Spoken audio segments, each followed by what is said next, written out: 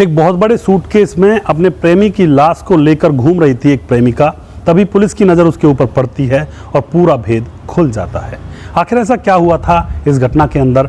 इस घटना की पूरी सच्चाई जानने के लिए आप हमारे वीडियो को अंत तक जरूर देखिएगा। नमस्कार, मैं हूं सुदेश कुमार और तिरछी बात पलवल चैनल में आपका स्वागत है। दोस्तों, यह घटना है दिल्ली के गाजियाबाद की। दिल्ली के गाजियाबाद के हाईवे पर रात को 3 बजे 6 अगस्त को एक लड़की खड़ी हुई थी जिसके हाथ में बहुत बड़ा बैग था, उसके कद से भी ज़्यादा बड़ा बैग था। अब दोस्तों, वहाँ पर वह सड़क के किनारे खड़ी हुई थी, ना ही कोई सवारी आ रही थी, ना ही कोई सवारी जा रही थी, वहाँ से सुनसान इलाका था। तभी कुछ देर बाद पुलिस की जिप्सी वहाँ से गुजरती है तो पुलिस वालों की नज़र उसके ऊपर पड़ती है, तो पुलिस की जिप्सी को रोका जाता है और फिर बैक किया जाता है। उसके पास आकर पुलिस वाले पूछते हैं कि शायद अकेली खड़ी है, इसको हमारी मदद की ज़रूरत होगी। लेकिन पुलिस वाले आकर उससे पूछते हैं, तुम अकेली कहाँ जा रही हो? तो वह लड़की बताती है कि मुझे रेलवे स्टेशन पर जाना है, कहीं बाहर जाना है। तो पुलिस वाले यह देखकर समझ जाते हैं कि शायद इसको बाहर जाना है, तो इसको हम अपनी गाड़ी से छोड़ देते हैं। दोस्तों, पुलिस वाले कहते हैं कि हमारी गाड़ी में आकर बैठ जाओ, लेकिन वह लड़की मना करने लगती है कि मैं गाड़ी में नहीं आऊँगी। उसके बाद पुलिस वालों की नज़र उसके सूटकेस पर पड़ती है जो कि बहुत भारी था। अब पुलिस वाले कहते हैं कि सूटकेस के अंदर क्या है? तो वह लड़की बताती है इसमें हमारे कपड़े हैं। तो पुलिस वाले ये भी सोचते हैं कि कपड़े अगर ये ले जाती अपने तो एक छोटे से सूटकेस में भी ले जा सकती थी। तभी वह उस सूटकेस को पकड़ कर देखते हैं तो वह बहुत ही भारी था, जबकि कपड़ों में इतना वजन नहीं होता है। पुलिस का माथा ठिनक जाता है और फिर पुलिस उस लड़की को पकड़कर उस सूटकेस को खोलने लगते हैं। जैसे ही सूटकेस को खोला जाता तो उसके अंदर एक लड़की की डेड बॉडी पड़ी हुई थी जिसको 2-3 हिस्सों में काटा हुआ था। पुलिस तुरंत ही उस लड़की को पकड़ लेती है, उसको थाने ले जाया जाता है और फिर उससे पूछा जाता है कि यह लाश किसकी है। अब वह लड़की बयां करने लगती है। वह लड़की बताती है कि उसका नाम प्रीति है, उसकी उम्र 28 साल है और आज से 5 साल पहले उसकी शादी दीपक यादव से हुई थी। दीपक यादव की उम्र है 30 साल। लेकिन दीपक यादव से प्रीति की बनती नहीं थी, रोज रोज उनके बीच में झगड़े होते थे और अब प्रीति उससे छुटकारा पाना चाहती थी। प्रीति चाहती थी कि उसे कोई जीवन में और हमसफर मिल जाए और उसके साथ वह जिंदगी गुजारे। तभी दोस्तों, प्रीति की मुलाकात एक फिरोज नाम के लड़के से होती है जो नाई की दुकान पर काम किया करता है और पीछे से संभल का है। उससे उसकी मुलाकात हो जाती है और दोनों के बीच में प्रेम प्रसंग बनने लगते हैं, फिरोज और प्रीति के बीच में। अब क्या होता दोस्तों, प्रीति अपने पति को तो छोड़ना ही चाहती थी। प्रीति अपने प्रेमी फिरोज से कहती है कि क्यों ना हम अलग घर लेकर रहें। उसके बाद दोनों प्लानिंग करते हैं और दोनों घर से फरार हो जाते हैं और दूर जाकर एक कमरा लेकर उसमें पति पत्नी की तरह रहने लगते हैं। दोस्तों, प्रीति का जो पति होता है वह उसको बहुत ढूंढता है, लेकिन वह कहीं उसको नहीं दिखाई देती है, नहीं मिलती है। अब क्या होता है दोस्तों, उनकी प्रेम कहानी चलने लगती है एक कमरे के अंदर पति पत्नी की तरह और प्रीति फिरोज से कहती है कि मैं तुमसे शादी करना चाहती हूँ।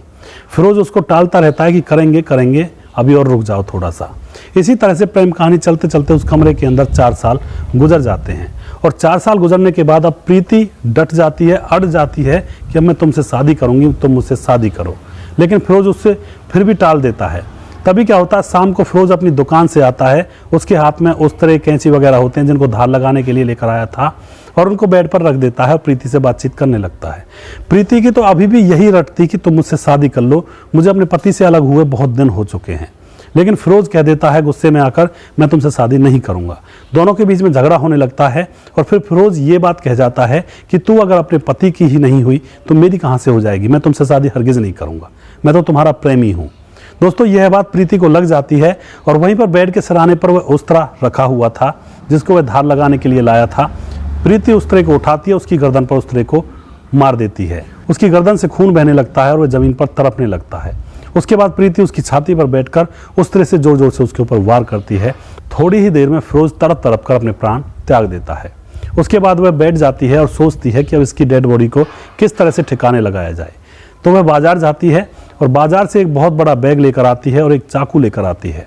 अब उसकी डेड बॉडी को बैग में घुसाने लगती है, लेकिन डेड बॉडी बैग में अच्छी तरह से आ नहीं रही थी, इसलिए वह उस प्रेमी के 3-4 टुकड़े कर देती है।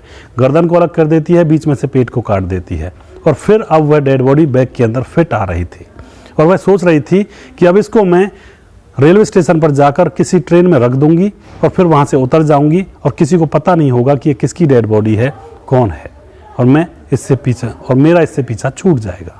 लेकिन दोस्तों, उसको रास्ते में पुलिस के द्वारा पकड़ लिया जाता है। यहाँ पर उसका बैड लक ही समझा जाएगा कि वो अपने मंसूबे में कामयाब नहीं हुई। तो आप क्या कहना चाहते हो इसी प्रेमिका के बारे में? बहुत से लोग अपने अपने पार्टनर को छोड़कर दूसरे पार्टनरों के साथ चले जाते हैं और उनके साथ हमेशा ऐसा ही होता है। हवस का अंजाम हमेशा ही दर्दनाक और खौफनाक होता है, चाहे वह लड़की हो या लड़का हो। तो कभी भी अपने पार्टनर के साथ, अपने जीवन साथी के साथ धोखा ना करें, उनके साथ पूरी निष्ठा से रहें, ईमानदारी से रहें, तभी आपकी भलाई है, सभी लोगों की भलाई है। यहाँ पर प्रीति ने अपने पति को धोखा दिया और वह जो लड़का था वह भी किसी दूसरे की पत्नी को भगा कर ले गया था, उसने भी अच्छा काम नहीं किया था, तो यह अंजाम तो होना ही था। अब प्रीति पूरा जीवन प्रीति का जेल में जाएगा और वह जो उसका आशिक था वह अपनी जान से हाथ धो बैठा। तो यह अंजाम इस हवस का निकला। दोस्तों, यह प्यार नहीं था, यह हवस ही थी। एक दूसरे के प्रति अट्रैक्शन होता है, कुछ दिनों के लिए लोग एक दूसरे के लिए चांद तारे तोड़ने की बातें करते हैं, लेकिन कुछ दिनों के बाद यह बातें फीकी पड़ जाया करती हैं। तो यही प्यार है। प्यार की डेफिनेशन आज के ज़माने में सिर्फ हवस पर जाकर ख़त्म हो जाती है। तो दोस्तों, आपको क्या लगता है, उस प्रीति ने सही किया था कि उसने अपने पति को छोड़ा था तो उसको शादी करनी चाहिए थी, या उस नाई का काम करने वाले उस लड़के ने सही किया था? किसने सही किया, किसने गलत किया? अपनी राय कमेंट बॉक्स में लिख सकते हैं, लोगों के साथ शेयर कर सकते हैं। दोस्तों, अगर आपको हमारे वीडियोज अच्छे लगते हैं तो इनको शेयर जरूर कर दिया करें, हम आपके बहुत बहुत आभारी रहेंगे। अगला प्रोग्राम मैं जल्दी फिर से लेकर आऊँगा किसी सच्ची घटना के ऊपर। तब तक आप खुश रहें, सावधान रहें, रिश्तों की अहमियत को समझें। जय हिंद, जय भारत।